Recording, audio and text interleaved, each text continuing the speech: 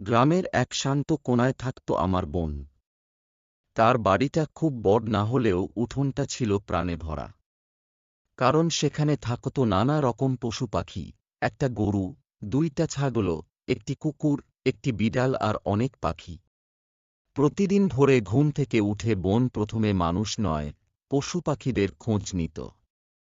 গরুটার জন্য ঘাস কেটে আনত, ছাগল দুটোকে আদর করে ডাকত, কুকুরটার মাথায় হাত বুলিয়ে দিত। বিড়ালটা তখন পায়ের কাছে ঘুরে ঘুরে মিউ মিউ। উঠোনের এক কোণে পাখিদের জন্য রাখা ছিল চাল আর পানি।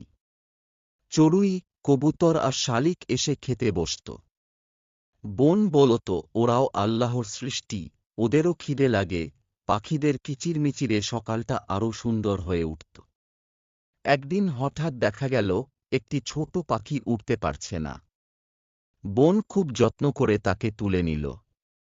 সে পাখিটাকে পানি খাওয়াল, ছায়ায় বসিয়ে রাখল। সারাদিন সে পাখিটার পাশে ছিল।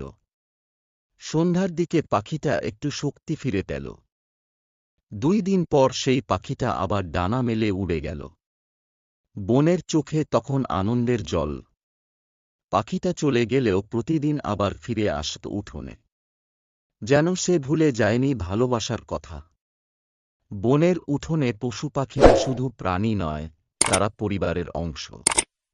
তারা কথা বলতে পারে না, কিন্তু বনের ভালোবাসা ঠিকই বুঝতে পারে।